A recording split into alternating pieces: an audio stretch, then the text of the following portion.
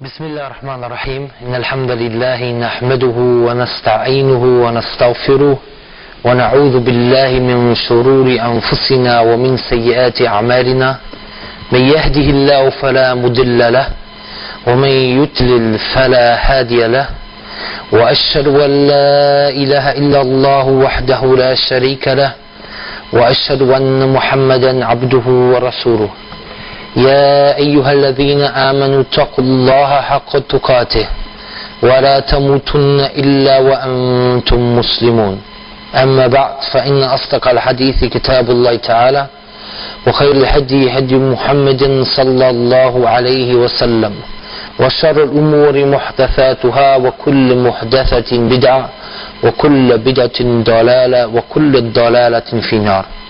My dear brothers and sisters, Assalamu alaikum wa rahmatullahi wa barakatuh, and welcome to all non-Muslims today. I hope you can understand me good. It's loud enough. Also, in the stage of the woman, at the stage of the woman, it's also loud enough. You can understand me, okay? Good, because this is always the first question, because sometimes I'm giving a lecture and after 30 minutes I hear, yeah, the women are not understanding anything. So I have to begin from one more time from the beginning. The topic of today, yes, I saw today in the newspaper, my journey, boxing champion tells us of his amazing journey to peace. It was nice that our Sheikh mentioned some points, was stressing some points. Maybe I will also talk about these points because I was more prepared to talk about the arguments that led me towards Islam, but we will stress these points also, inshallah. And I was wondering, because when you hear boxing champion, maybe most people think, yeah, this guy maybe accepted Islam because he got too much punches to his head, So of course he accepted Islam. So I don't know if this, even in Germany, we sometimes don't know, is this advertisement so good, When I accepted Islam, also the journalists came to me and they asked me, why did you accept Islam? And also Muhammad Ali accepted Islam, and some boxers like Mike Tyson accepted Islam. Is there any connection between accepting Islam and being a boxer? Yes. I say to them, I did not accept Islam because Muhammad Ali accepted Islam and he's my role model in sports or in boxing, but because I'm convinced that this is a true way to God, the ultimate way to salvation. That's the reason. And why accepted so many boxers Islam? I mean, there are a lot of sportsmen, a lot of famous sportlers who accepted Islam. Maybe there's one reason, and this reason is that sport is like a mirror of life. You are a sportler, you want to be the best. The purpose of your life is you want best, you want fame. And then you realize, it's like, you want that the people know you, that you are successful and everything, and finally you realize in a short period that this is all nothing, worthy nothing. Why? Because look like some to be the people, they were very famous, and after a short period nobody knows them anymore. And they know, look, today, it's like, for me, for example, okay, I quitted the sport and I was in a quite young age, 22, 23 years old, so I had everything in front of me, but I saw other people. It's the time you're a young guy, and all the people are saying, oh, he's a talented boxer, or he's a talented soccer player, or he has talent for this. You're young. Then 2-3 years later, finally, you're not young anymore, you're senior now. It's only a short period, it's like life. Can you remember when you were, for example, 15 years old? This was yesterday, now you're 30, I'm 31 now. When I was 15 years I was yesterday. It's very fast, and in sports it's even faster. So you begin to think. Then you are finally, for example, a good friend of mine, he was one of my best friends. His name is Felix Sturm. If you go to the internet, Felix Sturm, he is the middleweight world champion now. By the way, he is also Muslim.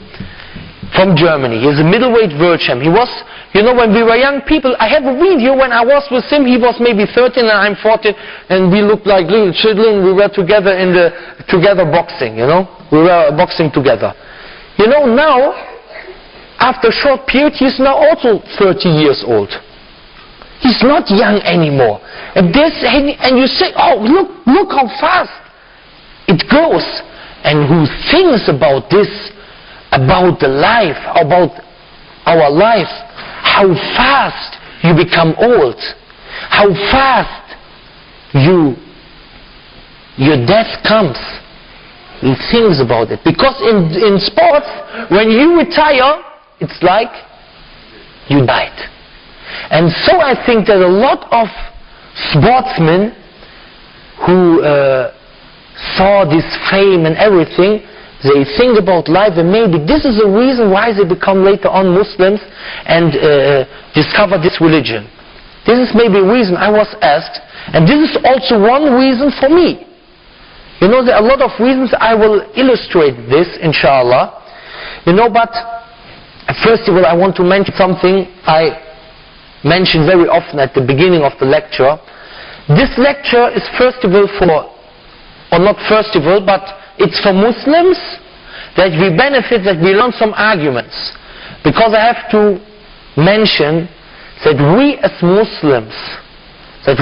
Muslims have an obligation.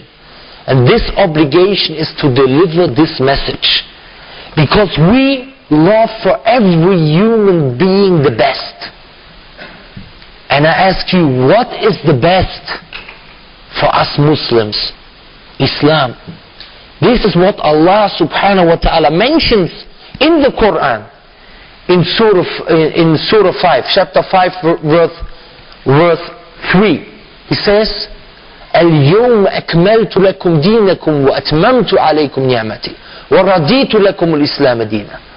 And the meaning of this verse is that the Islam is the biggest ni'mah, the biggest favor what Allah gave you. Why? Because we believe that Islam is the key to paradise. And we as Muslims, we have to be people who love for other people the best. Like the Prophet Muhammad alayhi salatu wasalam, he loved for every human being the best. He was not interested in getting money, in getting rulership or something like this. No. He was interested in rescue the people from hellfire. So even he went to a young Jewish chap, he went to his bed when he was dying. And he called him to Islam. Because he wanted to rescue his soul. So went to him. And we have to have the same attitude. And maybe we can learn some arguments, even for the Muslims. Some Muslims, they don't really know why. They don't really realize what ni'mah, what favor is Islam to them. And so maybe I can help you a bit to give you some arguments and to realize what favor Islam is upon us. The second group are the non-Muslims. I hope that I can remember some non-Muslims who are here. Unfortunately, we are not too much non-Muslims. But maybe I can remember them about the shortness of life and how important it is to look for the true way. And maybe I give them some arguments that are convincing them, I hope. But I give every human being, whether Muslim or non-Muslim, I give him one advice. Because I cannot lead anybody to the way. Nobody. Only Allah, the Almighty God, can show you the true way. We are only asbab, we are only reasons that Allah creates. So I give every human being the advice to raise his hands to the heaven and say, Like the Prophet teaches, we are not too much non-Muslims, but maybe I can remember them about the shortness of life and how important it is to look for the true way. And maybe I give them some arguments that are convincing them, I hope. But I give every human being, whether Muslim or non-Muslim, I give him one advice. Because I cannot lead anybody to the way. Nobody. Only Allah, the Almighty God, can show you the true way. We are only asbab, we are only reasons that Allah creates. So I give every human being the advice to raise his hands to the heaven and say, like the Prophet teaches us, Allahumma arini al-haqqa haqqa warzuqna tiba'a warini al-batila batil warzuqna ijtinaba. That means, show me the truth as truth and help me to follow it, and show me the wrong way as the wrong way and help me to abstain from it. This is the way. This is the advice I give everybody when he goes home. Non-Muslims and also the Muslims, because in Islam you have also to follow the right Islam, because there are some people who understand Islam wrong, but this is another topic. Now to my story. I was a Protestant.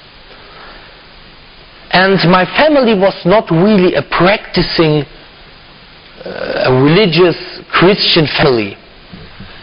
But my mother, for example, sometimes my mother, she reminds me about some facts. She said that she says that I was always very interested in religion. And my notes were always very good in religion in school, because I have always this inclination towards religion. I wanted to know about religion. And later on, I went to a very good school, a Christian school. This Christian school was actually built up by some monks. And later on it was a school only for boys. When I was there, only for boys, no ikhtilat. Because it was, as I told you, it was built up by monks. So they were really concentrating also to teach us some of these Christian beliefs and also Christian values. And I have to say right now, I really benefited from this. Why? Because a lot of values, or most values we have in Christianity, that you find in Christianity, they are standing not in contradiction to the values in Islam. But we believe that all this religion came actually at the beginning from the same Almighty God, but that in Christianity, in Judaism, there were some things changed. But even now you find a lot of things benefiting, and from our perspective, from our Muslim perspective, right. You still find it. But of course there are crucial issues, crucial differences, the main differences that, let us say to everybody, and we don't want to insult or hurt anybody, you have to follow Islam. For example, Trinity, atonement theory, inherited sin, and these things. But I will come later on to these topics, inshallah. But what I want to mention is, I really benefited from this. So later on, I went, when I was 13 or 14 years old, to special lessons to church. It's for confirmation, tathbeet in Arabic. And in this durus, as I told you, I was always very interested. I was always thinking about these verses in the Bible. And I had a discussion with the priest there. It was a priest or minister, I don't remember anymore. But he was someone who studied Christianity. And I found there something what seemed to me contradicting. And I asked him about this, and he said,